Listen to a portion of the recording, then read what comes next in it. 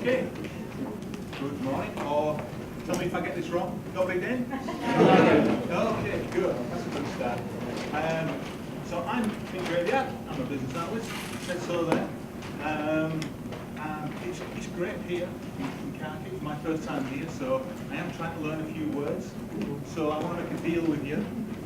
By all means, at the end, come up, speak to me, ask any questions you want, but the deal is you've got to teach me one Ukrainian word. Okay? So I want to learn. I want to learn from you, and hopefully I can show you something. Can you all hear me without this? No? Okay, right. Can you hear me now? Yeah. Okay, good. Right, okay, so I'm a BA. I'll tell you a little bit about me and then you can tell me a little bit about you. I have my own consultancy, Lead BA Limited. I have a lot of clients in the UK. We do coaching of BAs. We do a lot of kind of BA frameworks. I have a website, a BA community that I'll tell you about at the end that hopefully you can come along and join. And I've worked on, what have I done? Oh, crikey. I'm currently working in aviation, I've worked in utilities, I've worked in telecoms, I've worked in finance, done a lot of projects. And hopefully today, I'm not going to say, this is how you should do modelling. That's not what it's about. I'm just going to show you this is how I do it, and hopefully it's useful to you guys. But do come and talk to me at the end, because I want to learn from you. Okay? All right. Okay. So we've got quite a mixed bag in here today. Can you all understand what I'm saying? By the way, yeah, that's good because you might have guessed that I'm an Englishman, and but I'm from a different part of England, so my accent probably isn't what you're used to. Yeah, you're probably used to seeing in movies people going, "Oh, hello, good morning," people talking like that. But I'm from a different part of England. I'm from the best part of England, which we normally refer to as Yorkshire. Okay. So anybody been to the UK? Yeah. Yeah. So have you got London? Yeah, it's for tourists. Yeah. If you want to see the best, it's where? Sorry. Birmingham. Yeah, Birmingham, nice place. Okay, but if you want to see the best bit, come to Yorkshire. It's in the north. Okay, so yeah, a lot of PMs, a lot of BAs, so that's good, quite a mixed bunch. So some people have done business activity modelling before. So has anybody kind of put your hand up if you've never heard of this term, business activity modelling? No, never heard of it. Never heard of it. Okay, put your hand up if you've done this and you do business activity modelling all the time. That's cool. Yeah, that's good. Okay, so we'll swap ideas. Okay, so let's get started here. Okay, so what we're going to talk about today, we're going to talk about what is a business activity model. We're going to say, where did it come from? How do I build a BAM? And how can I use it in my practice? Okay? So, how many of you guys currently work within IT? Yeah? Most people work within IT. Okay. And so the rest of you, do you work within the? Are you a BA in the business? Yeah. Yeah. Okay. So quite different, isn't it? Or you think it'd be different? So different perspectives, but a BAM is still really, really useful for a BA and for a whole project. And hopefully at the end of this, when you've created your own BAM, it'll be something you can take away with you. Okay. So we're going to do stuff together, by the way. It's not going to be me just talking all the time. We're going to do things together, okay? So what is a BAM? So this is straight out the British Computer Society handbook, which basically says it's a conceptual model of the business activities we would expect to see in place that enables a business to achieve its goals. So in other words, when we go about our task as a BA, we generally speaking, it's a response to a request, isn't it?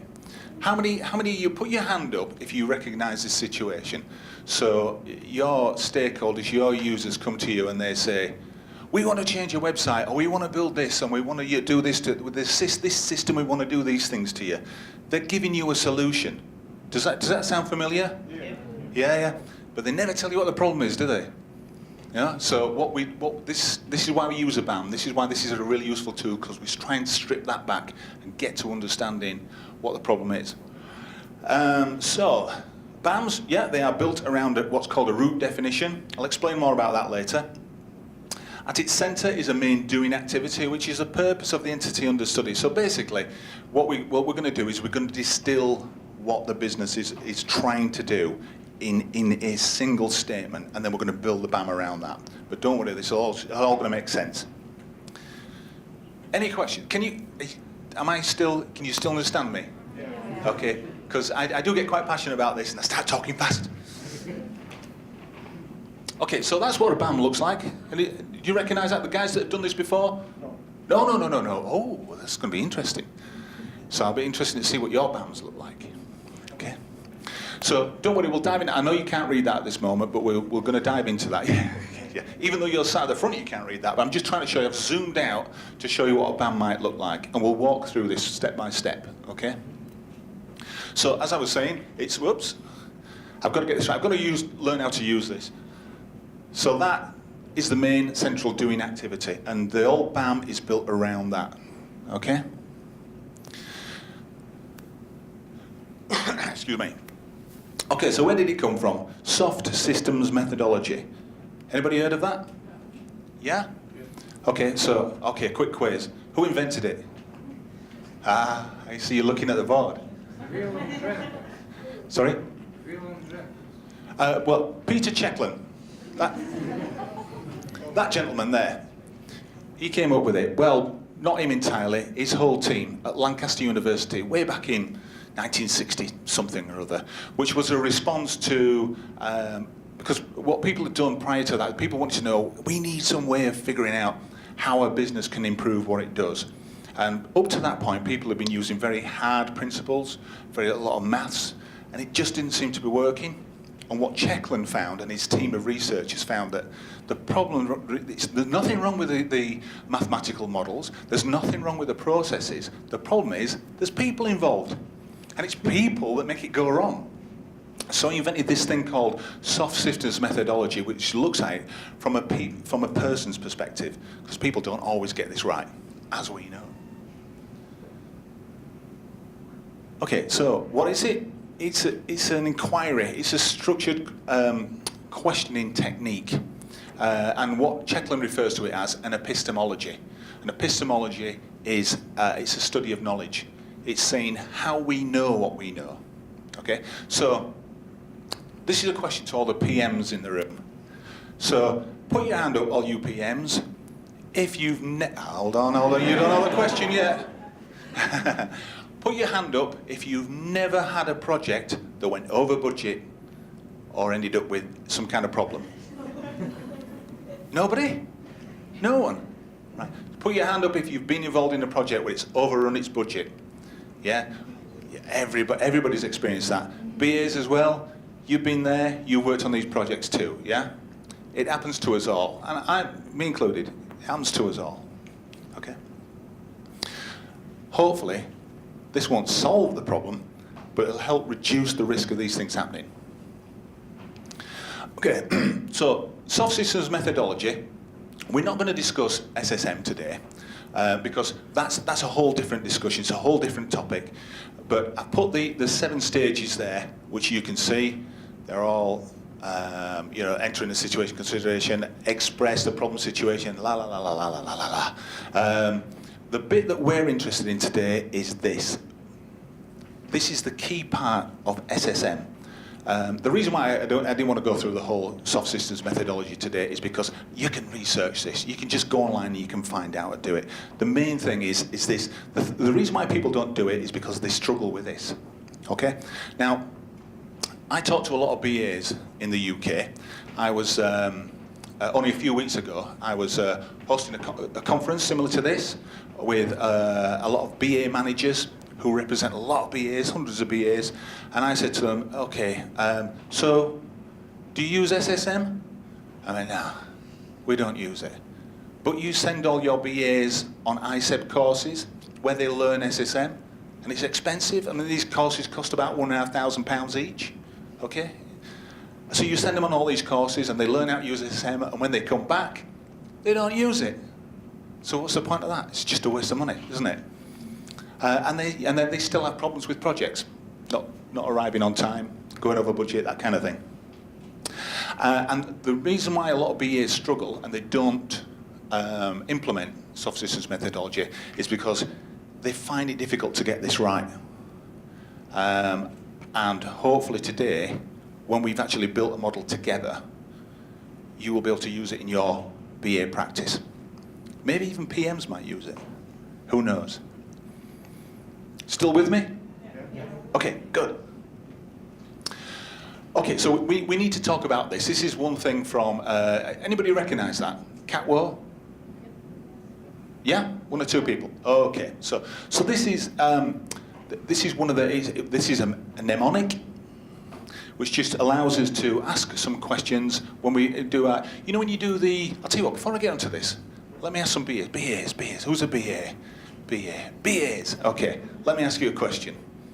When you first start a new piece of work, how do you try to ensure you understand the scope of the work?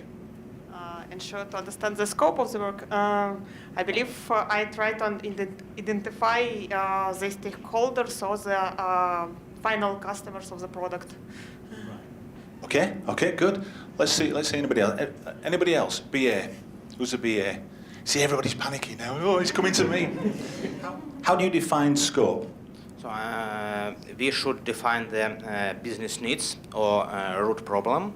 Yeah. But if we want to understand and find answer on this question, we need information regarding stakeholders, context or environment, existing restriction, limitation. We should understand who will receive business value from this process. Yeah. So. I think that Catwo is really similar to BUS model from Baybook. Right, brilliant. Okay, that's good. Yeah, correct. That's it. We need to understand not only just asking people what they want, because asking people what they want is not the right question, is it? It's what do you need? And people don't often know what they need. They know what they want, but they don't know what they need. Okay? So this is just a tool when we first start our analysis and we're talking to the stakeholders. This is something this is a process in our heads we can go through. Don't write this down. Don't turn up and say, I want to talk about a Catwo with you. Just keep this in your head, okay? So what we want to understand is customers. Who are the beneficiaries of the value created by a business process? Because let's face it, most of us are in IT here, and the reason why we build systems is to support a business process. And the business process delivers some value for customers. Because that's where the money's made, isn't it? That's where things change hands. So we want to understand what's the value, who are the customers, and why do they take this value, this product or service from us? Actors, who are the people or systems that carry out activities that deliver the value? So we want to know not only who the customer is, we want to know who the people are and other systems that are doing this process, that are involved in this process. You know, this is when you do your as-is process. When you're looking at how the business operates right now, before you get involved in any requirements, who's doing the doing, who's creating who's modelling the process, sorry, not modelling the process, who's stepping through the process, carrying out the activities to create the value. And here's the key thing, a transition of state, transformation, what is being transformed? Okay, and an example here, I've just put a couple of examples here, so it might be a restaurant, hungry customers turned into customers fed. It's quite easy, isn't it, for a restaurant? You know, that's what happens. That's where the process starts. People walk in through the door and say, I'm here for a meal. And they walk out the door and they're being fed. And that's the end of the process. And all the good stuff happens in between. Okay, another example. This may be a college or a university. Learners enter the college. Day one, starting a brand new course.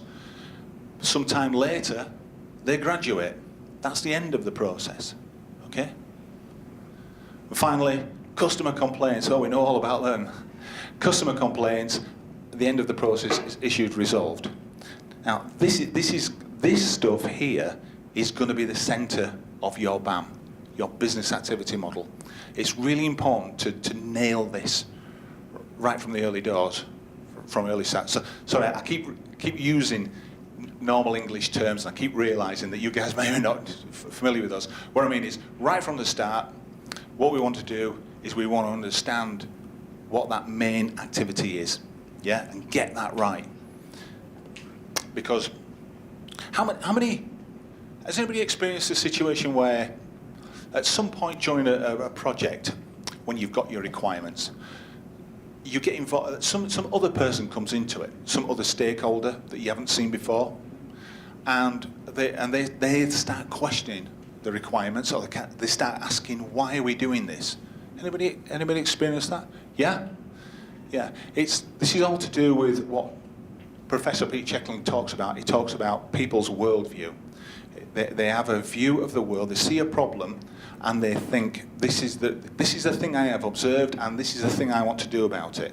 And it's all to do with perception at a point in time. So you may be spending days or weeks with one of your key stakeholders, but then this new person comes in and he has a completely different point of view. That's where these conflicts arise. And what you don't want to do is you don't want to build a system, get right to the end, get into UAT, and then they turn up with a brand new perspective on things. What really happens, and even if when you've got stakeholders involved all the way through, it can be really difficult to nail these things right from the word go if you don't get these things down in the first place. Okay. So that takes us on to the worldview. That's the big picture. What do people believe? The other thing to make sure you get right is the owner. Who has authority to stop this piece of work? This project that you're working on, who's got the authority to stop it? You need to know who that person is. Has anybody been involved in a piece of work where you didn't know who the owner was, or the owner never got involved in the piece of work? Yeah? Yeah, just one person? It's quite common, actually. You know, where the stakeholders really don't get that involved, or they come in. Well, let me ask you another question. Have you ever got to a point where you've been involved in a piece of work and then it suddenly stops? Yeah. Right, there you go. Yeah, that usually because the person who should have taken ownership of it didn't get involved to start with. Because what kind of things do people say when you try to get them involved? What kind of things do they say? Not sure. Not sure. Not sure the question. Oh, okay, right. That's right. Yeah. Okay, so the question is. Okay. All right. Okay. Yeah. So the question, I'll try and make it a bit clear. So the question is, when you're involved in a piece of work, and somebody comes along and stops the piece of work, why do they do that? Because they don't understand what is the. So they consider that the business needs are not satisfied actually from their point of view. Because another critical project arises and you just need to switch to it. Yeah. Okay. Anybody else? Yeah. I had only one such case because we had an urgent other feature we needed to implement, and there was a strategic meaning for stopping the work. Okay, good. Interesting. I mean, these things happen, don't they? You know, there are things going on outside of your project that you don't realise, and other things come along strategically. We need to stop and do this thing.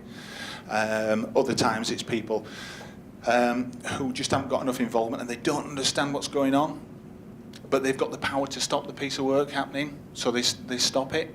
And if we know who that person is to start with and get into them right early doors, when we understand, or when we've got something like a business activity model, we're going to get buy-in early and stop these things happening. We can't stop these things happening. These things will still happen. Strategic things will happen outside, and it will stop a piece of work. But what we can do is we can nail the reasons why we're doing this thing, and we can get the evidence behind what we're doing, and we can get an earlier decision. Okay. Last thing is the environment. We should think about the environment in which this whole process is taking place. Now, there's another mnemonic there, and I won't go through that because I'm sure you have. You heard of PESTLE? PESTLE or PEST? Yeah. Okay. You can look these things up. Okay, so how do I build a BAM? So the first thing we need to think about is this. The main doing activity, the business transformation. We also have key enabling activities, and don't worry, we're going to go through this and we're going to build this thing together. It's going to get interactive in a second, so don't worry. And then we talk about supporting activities, planning, monitoring, controlling. Okay? And we can regard these as distinct business use cases. Okay? You familiar with use cases? Yeah. Okay, good. I'm glad. Really glad. Yeah. Okay. So, let's think about this. If we were creating a BAM, and our main business transformation might be customer orders transformed into hotel bookings, or we may have customer complaints transformed into issues resolved, or hazards known to exist transformed into hazards identified and preventative action taking place. Okay? That might be the centre of our BAM. Now, the model that I've put together as an example for you, this is the one we're going to study today. And at the centre of this BAM, there, hazards are not... This BAM that I put together is for an auditing process. Yeah? So, everybody familiar with health and safety? Yeah. Health and safety? Yeah. Well, it's kind of a big thing. Especially in some industries like airlines and transport. They're very heavily regulated. They have to have strict health and safety and procedures in place. So it's quite common, so that's the reason why I chose this one. So if at the centre of the BAM, if I've sat down with all my stakeholders and discussed what is this whole thing about, they can say, oh, it's all about regulations. We've got to comply with the regulations. But actually, when you talk to them a bit more and you understand a bit more about what they do, it's not just about complying with regulations and laws. It's about making their customers as safe as possible. It's about being able to identify hazards that might happen and then take preventative action. Okay? And an auditing process just makes sure, you see, it's okay to say, yeah, we've got a health and safety policy. Our health and safety policy is fantastic. But how do you know it's been carried out? That's why we have an auditing process. Are you familiar with auditing? Do you know what I mean by auditing? Yeah? Okay. I'm just checking, because you may have different terms for it. Okay. So what I want you to do is use that piece of paper that you've got in front of you, and right in the centre, if you draw yourself an oval like this, and think about, I want you to think about maybe a piece of work that you're working, might be a project you're working on right now, or something that you've done in the past, and just give yourself a few minutes before you actually draw something on there. Have a think about, what was this project about, or what was this process about? You think back to your stakeholders and the conversations you had. They're telling you about a business process. They keep talking to you about systems, change your system, but what they're really telling you is they're telling you about a business process that they want to change. So what is this process about? What is the start of the process? What is the end of the process? Something is being transformed. And there's a couple of examples to give you some help. That might be for a hotel, like this one. Customer order being transformed into a hotel booking, that kind of thing. Just have a think about that for a minute, and then draw yourself a main doing activity in the centre of your BAM. Okay, and I'll come around and have a look at what you're doing. All right?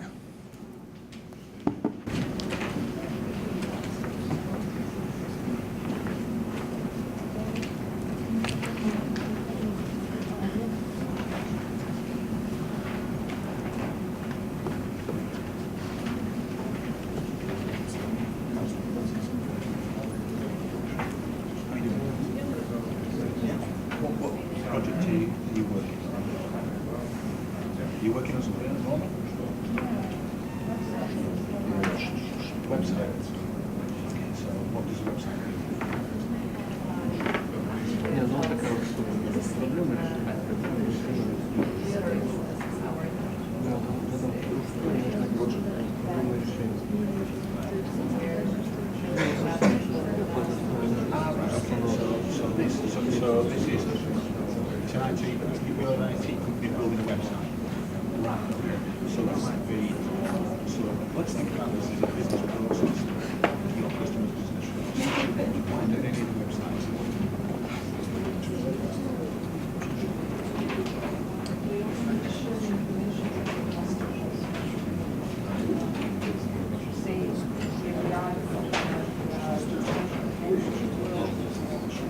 So it's about sharing information. They're not selling something, it's about sharing information.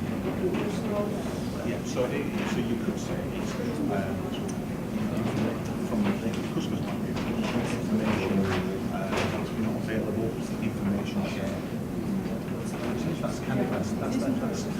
maybe that's what they're thinking. Maybe this is what. Yes, we need to share this information. The process is finished when we've got content on the website.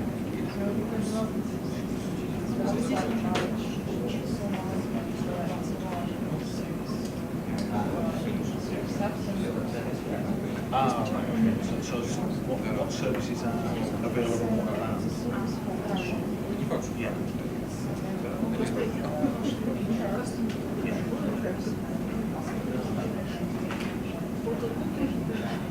Right, okay, so it could be, yeah. Yeah, okay, so it could be something along the lines of, maybe this company wants to recruit people. Is that or is it to find match people for vacancies? Okay, yeah. Okay, so, yeah, just think about that process.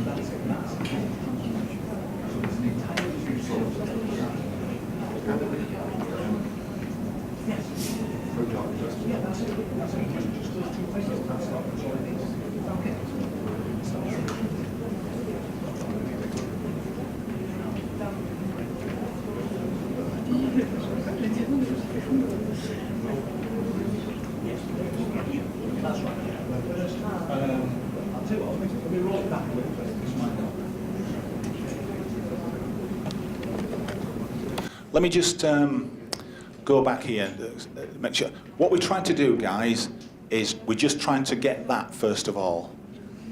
Okay? That's what we're trying to do. We're just trying to put that, I want you to draw that in the centre of your piece of paper.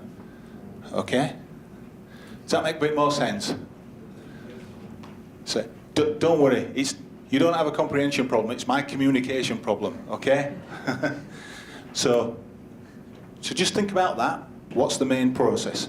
What's the main doing activity? And as we were saying to a gentleman over there, if it's a restaurant, why do people come into a restaurant? They come in because they want feeding. When are they happy?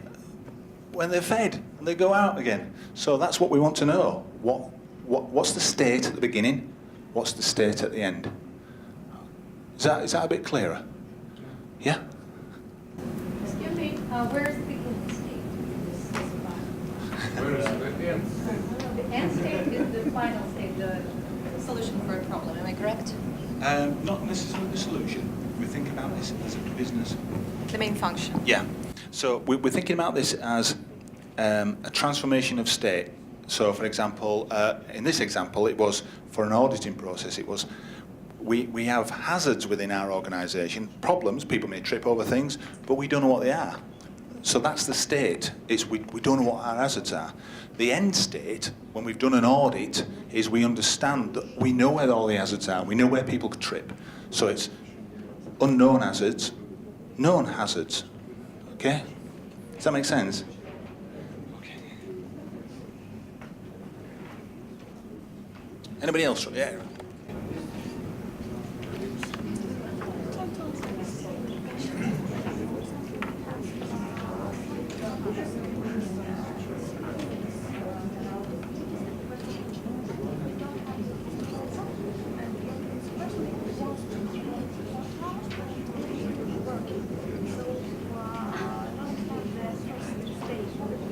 Okay, so your project is to create a portal, is it? Okay, so about big game tournaments. Okay, so are you a technology company building a portal, or is it your company? You work for this company? Ah, right. Okay, so your customers who are creating this portal, why do they want to create this portal?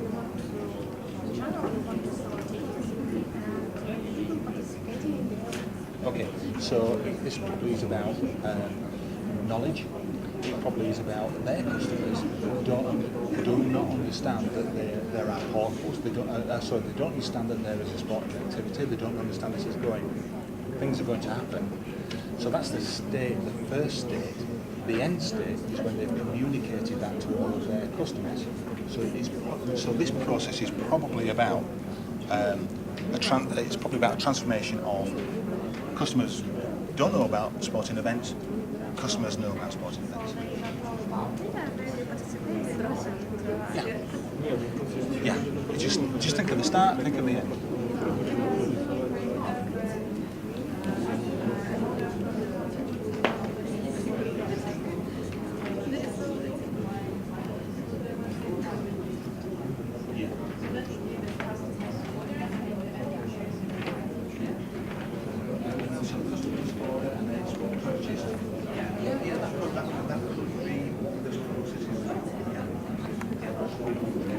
Okay, so yeah. In my example, so we have various data about the patient, which we're trying to provide clinicians with additional information about the Right. Is it a good example?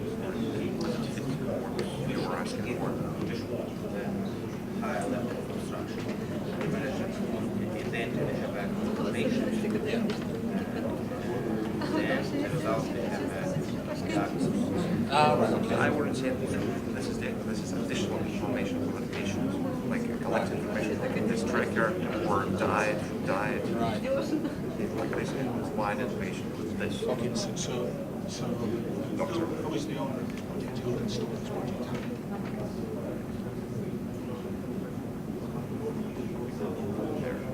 Well, I would say that this is sponsor of the company that develops this product. Okay, so why do they want to do this?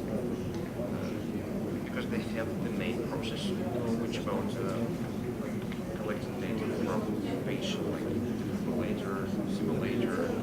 Right. They want something additional, like why certain events happen to the patient. Right, so it could be research then. Is it research? Are they collecting data on patients because they want this information for research? Is that probably what it is? For diagnosis. For diagnosis. Okay, right. Okay, so the information collected helps them diagnose a patient's condition. Okay, so it could be the end state then is patient diagnosed. So the first state is patient condition unknown. The patient's condition isn't known. Okay. Yeah. Okay. So it's something about. So you could start at the end and say diagnosis, clear diagnosis, but it's something about what's that first state then. Think about. So you're on the right lines. So it's not easy, is it? It's not easy. Yeah.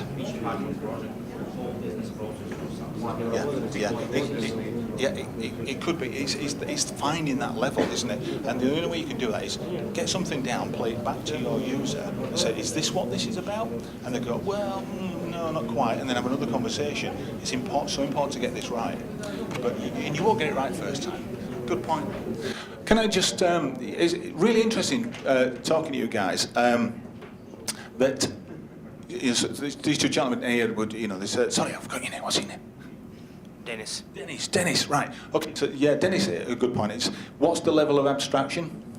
The thing is, you don't know to start with.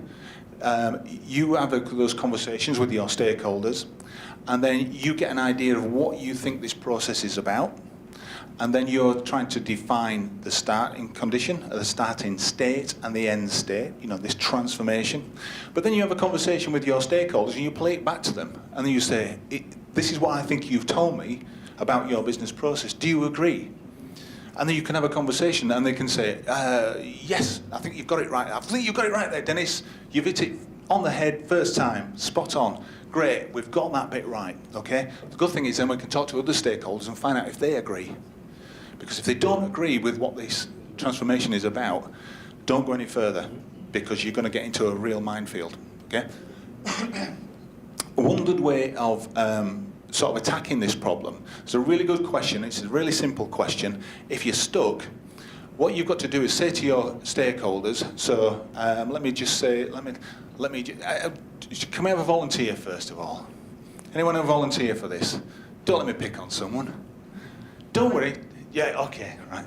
So, you're my stakeholder, okay? You're the project sponsor, and I'm struggling to understand what this project, what your business process is about. Because what you've been telling me up to now is you want to do something with a website, you want to build a portal, you want to do this. You're telling me the solution. I don't want to know what the solution is. I want to know what the problem is. So my question to you is, I've got an idea. Let's do nothing. Let's forget this project and do nothing. What's going to happen? Could you please rephrase the question? If your project, if we don't do this project and we just stop, what happens? What happens to you? What happens to your customers? Well, to me, it's a kind of zero situation. So if we do nothing, will it harm it or no? If nothing happens, so don't do anything. So it's a minimum. It's our flow level. So if you don't do this project, nothing happens. Nothing happens. So there's no impact on anyone. No, yeah. And if I'm not impacted and it doesn't harm my business, so I won't start the project. Right, okay, good. That's it. Well, that's it then. So why are we doing this project? Nobody benefits from it. You know, sometimes the answer is people die or we don't. Sometimes the answer is people die or we don't earn money or we will have a lot of maintenance problems, so we have to perform with these activities. That is why. Okay. Yeah, great. Well, that's it. See, that's the kind of answer you want. When you're saying to people, so let's stop this, let's not bother with this project, let's not do it, forget it, let's just go and have a coffee and forget all about it. And then you get an answer, no, we can't do that, because our customers, patients may die. That's why we're doing this project. Great. So we now understand, we're now trying to understand what the problem is, see? Because beforehand, what were they telling us? They were telling us we need to build a portal. Yeah, we need to build a web portal. That's what we need to do. Why? Because if we don't do it, the business problem is patients may die or whatever it is. Sorry, I didn't ask what your project was about. Do you see what I mean? See how powerful that question can be? What happens if we do nothing?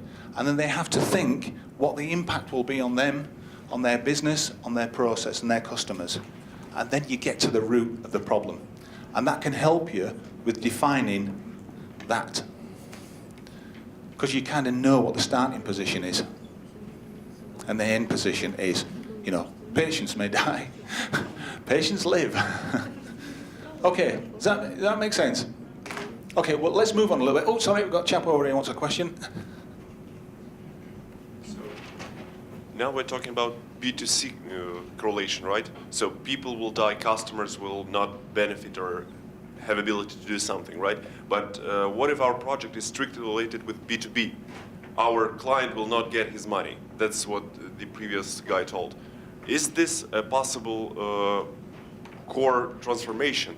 Earn money, just no other activity. So if I work as a project manager or as a business analyst for B2B project and build something for other people to earn, do I need to first care about the end user and his problem, his transformation, or about the company who hired me?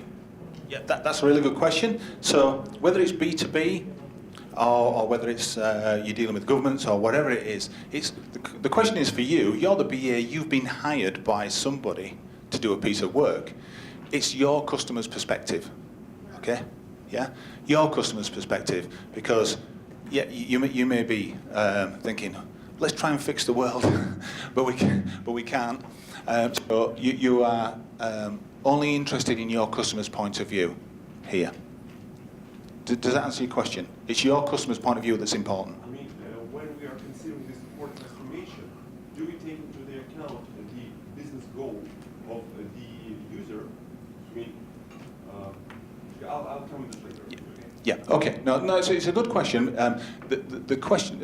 The answer there would be, it's your customer. What are they trying to do? And it might be the fact that they're selling money. They're selling services to make money. That's what it's all about. So when you say, what if we don't do this project? They go, well, we won't make money.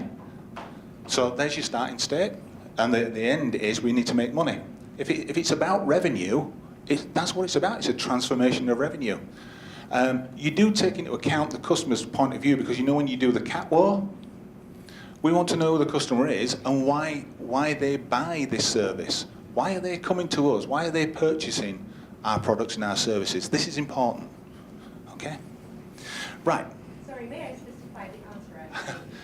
Okay. I'd like to clear the situation I tried to explain you. Sometimes our customers have an idea, but when you calculate all the pros and cons on the ROI, for example, and you may explain, so if you invest this money, you will save less money than you invested. So there's no any benefit to do it. That's why I may answer, you should stay where you are with this problem, because it's not a problem. Right. Okay, it's not a problem, but it could be a situation. And is this about, I'll tell you what, we need to move on. Let's come back to that. Let's talk about that, because that's really interesting, because I think I know what it is. There is a transformation there. We'll talk about it afterwards, okay? Let's carry on with this. So, we've looked at a main doing activity, a business transformation. That's at the centre of our business activity model. And this is we've understood that because we've had conversations with our stakeholders. We've come away, we've thought about it, we've tried to put something down, and we've gone back to them and we've talked to them about it. This is what I think your business process is. And they go, and you might iterate a few times, and you go, yeah, okay, we've got it. Yeah, everybody agrees that's what this is all about. Okay, so we've got that. Now we need to think about these key enabling activities. Now this should be a lot easier, you think. So what we mean by this, key enabling activities, let's go back to this model. What we're looking at is these things here. And what I'll do now is I'll try and, I can't zoom in on this, but let me see if I can. Let me explain what these are first of all. So what we say to our stakeholders, if that's the main doing activities, if that is what this process is about, what things do you need to do in your organisation to make sure that that happens? Does that make sense? Yeah? Don't tell me about systems. I don't want to know about systems, because if you notice, if you have a look at this pamphlet, I'll share these. Can we share these slides with everybody later? Does everybody get a pack with all these slides? Yeah? Okay, so you will notice there's no mention of systems on here. There's no mention of job roles or departments or things like that. Because what we want to do with this business activity model is strip all that away. Because if we talk about systems and we talk about job roles, if we say, oh yeah, it's the finance department do all that, and it's sales department, they do all this, it just clutters people's thinking. This is a business process that the business needs to get right. So what we need to do is design this model so that it's the correct model for what the business is trying to achieve. Does that make sense? Yeah? And if we build that model correctly, then we can add technology back in, then we can add people's jobs roles back in. Yeah? Because the power of this model is it's so simple, but it's very difficult to get right. Okay? So let's have a look at this, and let's have a little practice at what these things are. So I want you to, I'll show you the example now. So let's go back to. Okay, so those things I showed you dotted around the sides, what they are schedule audit events, audits with areas of the business, examine regulations and policies to create audit checklists, carry out audits, carry out audit actions, provide management information, and then some non-functional stuff. Okay? So, do you see where this falls in? So that if that's the centre of the business activity model, what's the things that need to happen to make sure that that works are scheduling audits, examining regulations, carrying out audits, providing management information. If these things don't happen, the central doing activity cannot happen. Does that make sense? Are you with me? Okay, right. What I want you to do is carry on with your model now. Try it out. Let me pull it back. Let's go back to here. Now create your enabling activities here and connect them with a line and an arrow. Now these things don't mean data flow. It's not about flow. This isn't about a process. It's not about this happens and then that happens.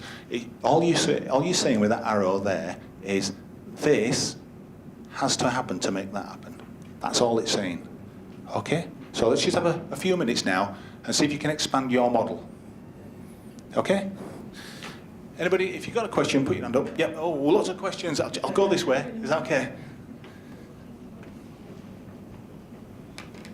The question is, do we need to identify activities or some bottlenecks?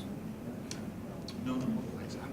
Things are so, for example, people's restaurant, and you have 100 customers.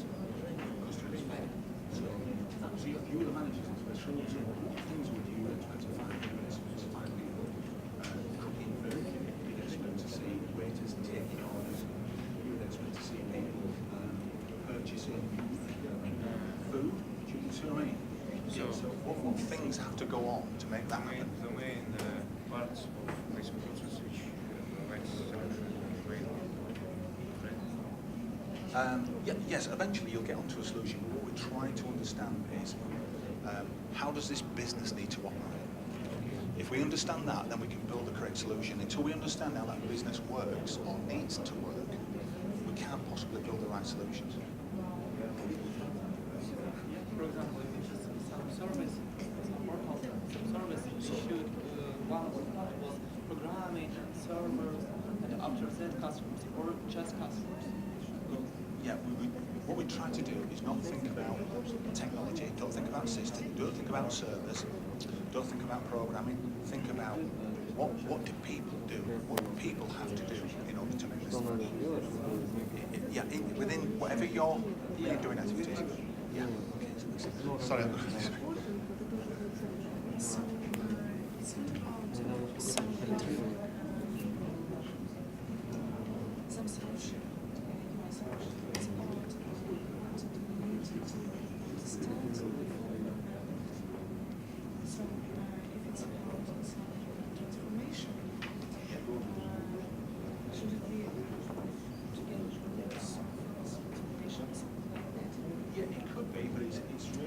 So you've got input message, output message, okay?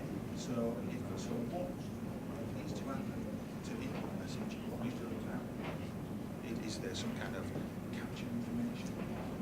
Is there where do you capture this information? How do people know where to go? Do you need to publicize this? When you output it, how does it need to be output? Does it need to go somewhere? Is it a file on a server? Not that you want to talk about technology, but it's just like you would say, publish information. Do you know what I mean? So you've got your message. So I don't understand the context, but do you know what I mean? Just think about in order to make that work, what things need to happen to make that work. Okay. So.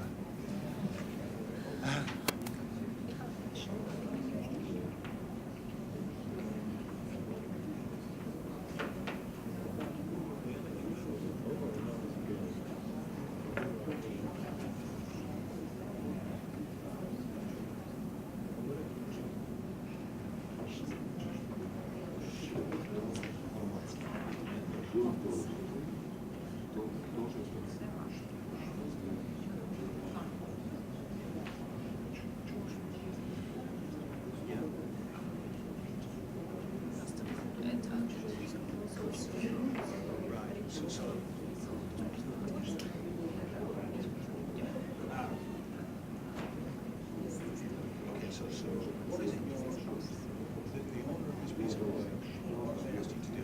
Build a port, build a machine, build an application.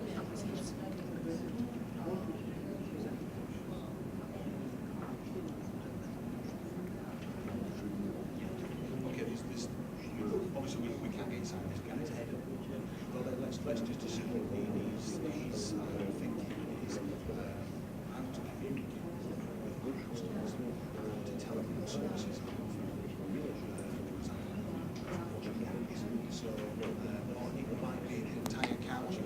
reality of the fact that so what do you need to do to make sure that happens? Or is it about communicating your services to your customer?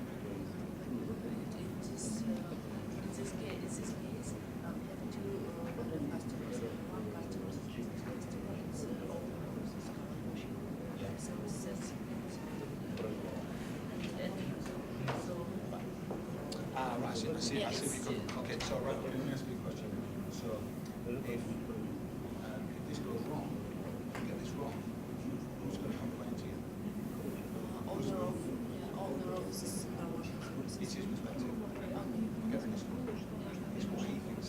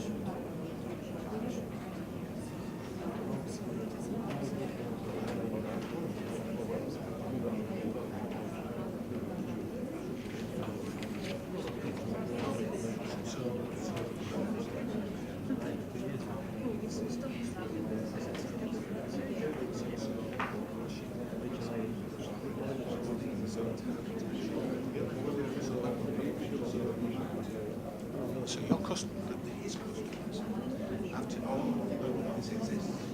So one activity, a business activity might be publish courses. Yeah. So publish courses. He's got to let his customers know, doesn't he? So and then he has to what's the word?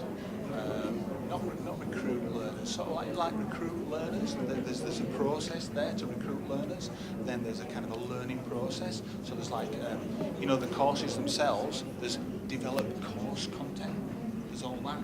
See what I mean? Yeah. Does that make sense? So just think about if you're the owner of that, what things are you going to have to do to make sure that happens?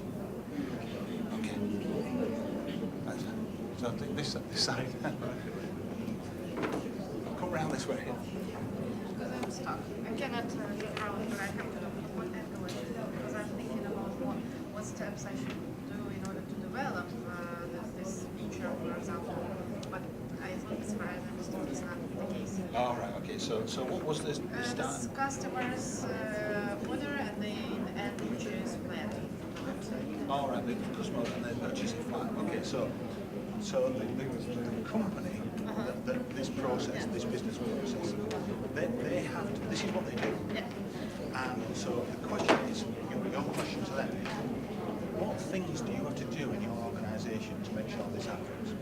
And one of the things might be, okay, well, if you want customers to purchase flats, surely you have to tell them about flats. You have to tell them. So one thing might be publish flats. So publish properties, and then you have to his customers then come to him to make an inquiry.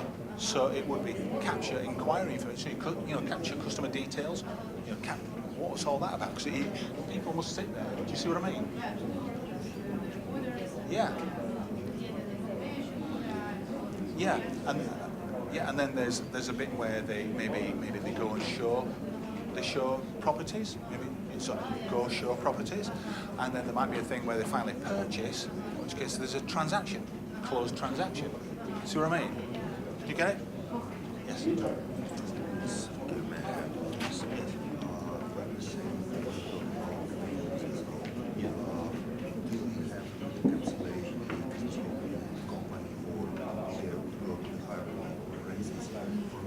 Sounds more logical that the starting point would be customers to go to, for instance, when we sell tickets, when we sell air tickets, for instance, I want to fly. This is the starting point. The transformation is I reach this destination, or we encapsulate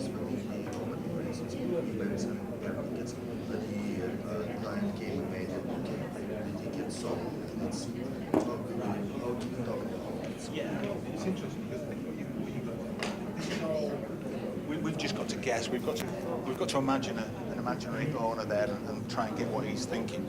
But in reality, you're going to talk to you play this back to them, and you say, "Is this what it's about?" And they'll go, "No," because you need to think wider. Do you know what I mean? Think smaller. Yeah, it's your client. You are the VA working for this client, and it's his perspective. It's what he wants. So if he's doing a thing like, customer wants to purchase ticket and the ticket's purchased, it's okay. So it's okay. Well, how do you do that then? You know, forget systems, forget people. What things need to happen? You go, well, you've got to make the tickets available. So this is around. Yeah. Okay, of course. My question was about main business goals. So, okay, I understand. Yeah. The client defines if he wants to think more globally or to focus on the processes of the company. It's a really good question, and when you do this, there is no way you can just start do this and it's right first time. You do it, you play it back to people, and then they see it. They see what their thinking is. I just because you had an example in the restaurant, and the example was I'm hungry, I'm fed, right? Yeah. So this is global outside. Yeah. And when the person comes to the restaurant, you could say the client ordered right on the app. Yeah. So female choice in the range, but the restaurant example was wider. So Well, that's it. I mean, is that okay? Yeah. Let me just check. Just check time. Okay, we'll have to move on a little bit. Right. Okay. So, guys, can I? Now, I know there's quite a few of you got a few questions. We've only got like a few minutes left. So what I will do is I'll just get to the end of this so we can see all the other bits that are important. And then by all means, hang about, stay about, and I'll go through stuff with you. Yeah, as long as you like. Okay. So sorry about that. Yeah. Let's have a look. So, how do I use a BAM? So once you've built your BAM, now, let me just ask this. Did you think it were going to be this difficult? No. When you saw that BAM at the beginning and you saw how simple it was, I bet you probably thought, oh, this looks easy. This looks like child's play. But now when you try to do it, it's difficult, isn't it? Do you remember when I said to you, most people, even I spoke to a lot of BA managers in the UK and I say, are you doing this? And they go, no. It's because it's hard. But because it's difficult doesn't mean that we shouldn't do it and just take the easy path. We as BAs, a project, great, we've got a lot of project managers in this room because what will kill a project every time is information that isn't complete and correct. That will kill your project every single time. And the people who are charged with getting complete and correct information are BAs. We've got to get the right information for the project manager, because the project manager doesn't stand a chance if the requirements are wrong or they're incomplete. And it's very difficult. We have got a very, very difficult job to do. So it is worth spending time trying to get this right. Practice, practice, practice. And I know it's difficult, but when you've done it a few times, you just go, aha, I've got it now. I know how to do this. And don't get me wrong, I've been doing this a long time, and sometimes I have to sit there and I think, what is this guy trying to tell me? What are they doing? And it's difficult. And one of the key tricks is just get something down. Just get something on paper and go back to them and say, look, we had a conversation a few weeks ago, and you told me all about your business, and this is what I think you do. This is what I think you do in this department. This is what I think you do in this business. Let me just play it back to you. And the reason why I do that is because if I've had a conversation with Dennis and he owns a business, and he's told me he wants to do something, he's told me he wants to update his portal or something like that, and I'm going, I know what you're trying to tell me, Dennis. You're trying to tell me you want to change your business process. It's not about technology, it's about your business process. So he's told me something, but what Dennis needs to know is, have I understood what he's talking about? See what I mean? It's okay having a conversation with Dennis, but how does he know that how does he know that I understand what he means? And one way of doing that is to play this BAM back to him. And he can see straight away, you haven't got this, Peter. You don't understand what my business does. Okay, let's have another conversation. Let's try and get this right. Because if I don't understand it, what am I going to do? I'm just going to write a load of user stories and give them all to the developers. The project manager's going to go off thinking, oh, it's great, yeah, we've got a load of user stories now, let's crack on, let's build this thing. And then what's going to happen when we get to UAT? What's Dennis going to do? When it gets to UAT? Yeah, user acceptance testing. Yeah, he's just going to say, this isn't what I wanted, because I didn't understand his business. That's the reason why we do this, we build this, and we as BAs, we must work hard to try and get this thing right. If we get this models right, and we can play it back to people, then we know where we are. We know we understand him, and he knows he understands us, okay? Okay, so let me just get onto this final bit. So scope. So what the BAM does is it gives you a scope, okay? Once you've built that BAM, and you can walk through it with all your stakeholders, and you can say, you see all these things here, you told me this is what you wanted to do, these are all your enabling activities, and these are all the other, let me just go back a couple of slides. That was the enabling activities. These are supporting activities. Now, I'm skipping ahead a little bit because the supporting activities are just these. And all it is, I'm just breaking that down into other things, okay? Because let's face it, once you've got that, once you've got this is easy. This is a piece of cake. And let me give you an example. So let's look at that.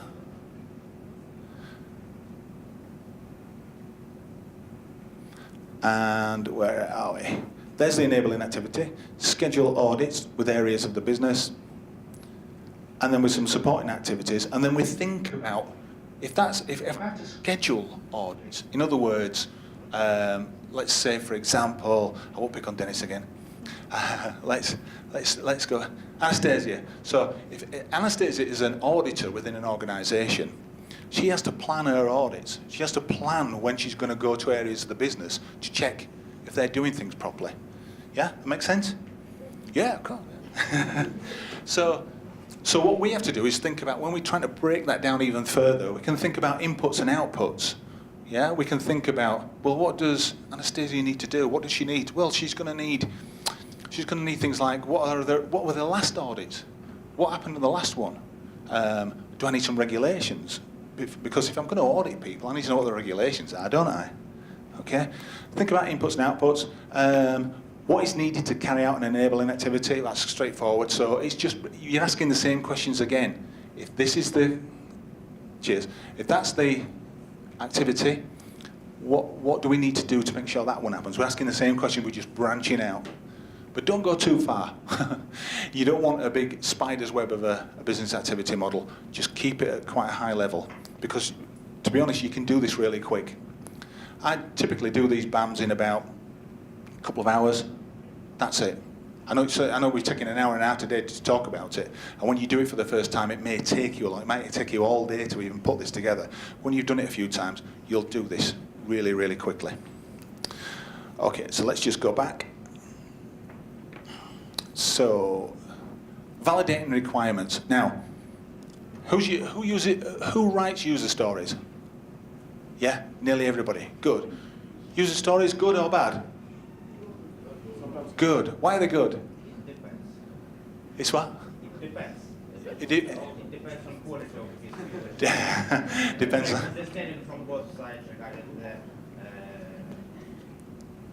spirit of this user story. This Yeah. information should be gathered and defined in this user story. Yeah. On this level of Okay. Yeah. I'll tell you why I like user stories, is because there's a miniature framework there, isn't there? There's a little structure in there, and we can be consistent. Because before user stories, we just went, this system needs the ability to do all these things, and if it doesn't do these things, we'll be very upset and all. And it just rambled on and on and on and on, and people think, what is this? And you give it to a developer, and developers go, well, I don't know what this is. So user stories are really good because they're very concise and they're structured. They tell us about role, information, and function. They're really good. So how many of you do you just create your user stories and stick them all in a big backlog? Okay, so how do you know their interdependencies? How do you know which ones fit together when they're in a big long list? Technically or conceptually? Conceptually. They are tied to some epic. Right. Okay, so an epic is a bit like a business use case. Yeah, okay. So, and the good thing about it is because you've done the scope, you've done this business activity model, and you've got people to approve it, you now know that you understand them and they understand you. Every requirement that you write, you can park it behind one of these, these little ovals. You can say this is where they belong. I'll give you an example. There. So for example, I can write a user story and say it's for that one. That user story is for that one. These two are for that one. See what I mean? Yeah? Because this whole thing here validates these. I can prove that these are the right user stories because it does this. Do you see what I mean? Do you get that? Yeah? It's all about proof. Remember, the BAs have to provide complete and correct information to the project managers and developers. How do we know our user stories are correct and complete? Because we can prove it. And if I've got no user stories for this thing here, what's that telling me? Not enough information. I've got missing information. Yeah, exactly. This is this is why it's such a powerful tool. I can check this and go, why aren't there any user stories here? There should be some user stories. Or maybe the business owner says, that's out of scope. It's something we do, but we don't need anything for that. Fine, okay. Now you've got it documented. The user told you that that is out of scope. So when he comes back later on, when you do user acceptance testing, and goes, why haven't we got any requirements for that? Because you told us it was out of scope. And you've documented it. Okay? Does that make sense? So one quick thing. Have we got 5 minutes left? 10 minutes left. Oh, that's great. So that's even better. So one last thing. Do you want to try and write a couple of user stories and tag them to one of your business activity model elements? Yeah? Okay, let's do that.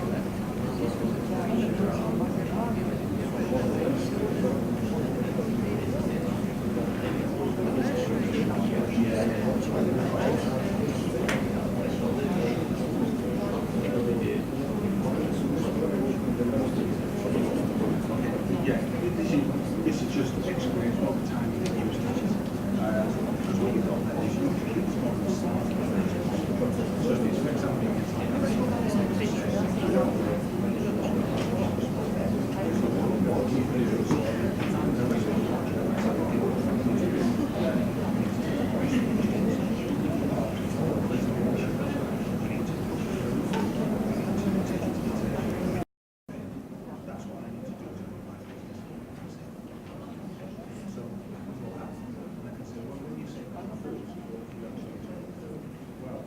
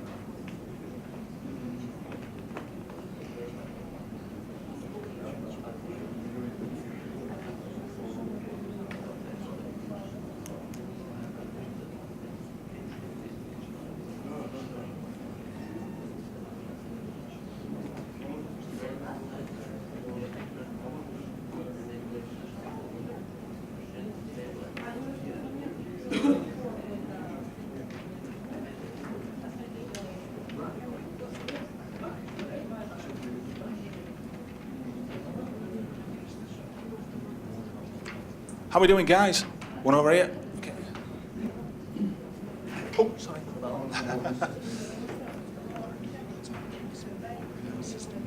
Yeah. So, but so already working on Rails and it's established, and you have to break it down from top to bottom. So, am I right understanding that, for example, flight search to flight reservation would be the proper port transformation? Yes. It's not about getting user to his final destination. Yeah. It's not our problem, it's airline's problem. But giving him this reservation is our problem, right? We're not talking about like making the world better and over. We're talking about what we will do as business to do. Okay. But when we go lower, to the lower level, there is, for example, activity, book a reservation. But I have not included pay for booking as a separate action because it is a part of booking. So it's enabled for a user to book it. Am I right here? Or I, as a business owner, for example, right, as the product owner, should care about getting payment for this. So user should pay for reservation, or I should care about user. He should book a reservation. Okay, so the thing is, when you do this, you're never going to be in a situation where when you build it first time, you show it to people, that they're going to go, that's fine, that's great. Okay. It just doesn't happen. When you play with it, oh, hang on, no, you've got that, that's wrong, we don't do that. I don't know why you pull that on there, cross that off, but you miss something off, do you know what I mean? You see the model when I show the model, not the product. Yeah, when you show the model, okay. So you're the beginning working with this morning, you say, I need to create a model, I need to understand your business, this is my model, let me play it back to you, and work with them, and they'll get involved, because it's so easy to do. But the problem is that most of the time product owners who are not like very technically savvy or not very much Chinese. Yeah, that's wrong. There is a goal. Okay, I'm totally fine with that. But it's on my own business. It's trying to this stuff. Like when I say book a reservation, oh, but what about payment? Or you just say, okay, booking is good. So how should I like explicitly check this? Elaborate each of these points to them to understand whether they're in their business. This is your first step.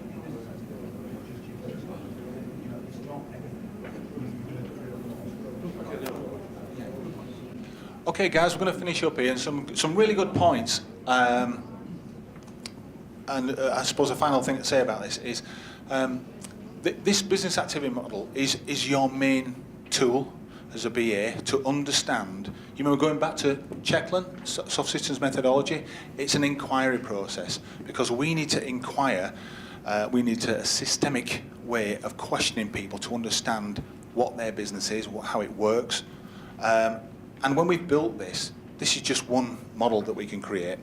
And it is the central model, but it doesn't tell you everything, because once you've got that and people go, that's fine, that's what we do, then you can start creating process flows. Then you can start adding technology back in. Then you can start talking about websites, and you can start talking about servers, things like that. Do you know what I mean? But this is your foundation, and everything else, all the other detail that you're going to create, sits behind this, and you start creating a richer and richer picture. Okay? Is that making sense? Right. Okay, then we'll just finish up here. By all means, come and grab me afterwards, and we'll talk through some of this. I was going to talk to you about preprint estimation, but you'll get these slides, and it's just dead simple. It's all about, there's my activities there, there's the supporting activities. I don't know if you do t-shirt size. Estimate t-shirt, yeah. Easy. It's easy to do this sort of thing when you've got it at this level, because this is like the equivalent of an epic, that kind of thing. There, I would do. That's the equivalent at the same level as the BAM. I would just put together a really simple flow. I can see that there are 3 flows for this auditing process. Yeah. Again, when you get the slides, have a look, see if it makes sense to you. By all means, email me if you need to. We haven't got time to talk about the Donald Rumsfeld matrix, which is a shame because you'd really enjoy that. So what I want to bring your attention to is this, the business analysis community. If you go to this website here, the BA community is open for all BAs and PMs. We don't exclude PMs. We like PMs as well. do join in. There is a LinkedIn group, so do join it. And anything that any events we've got going on or anything like that, we will publicise it there. But what we want is feedback. We want to learn from each other, and we want to get better and better and better at doing these things. And I know a lot of you will have questions about this, about doing this model. It is hard to get it right, but practice and support from other people. And I'm on there on the BA community website, as are other BAs that I've worked with and I've trained over the years who can help you with this sort of thing. So please do join in, have a conversation, tell people, try to do this, BAM, can I share it with you? Can you tell me what you were doing this? Yeah, let's help each other out, let's learn from each other. Okay, thank you very much.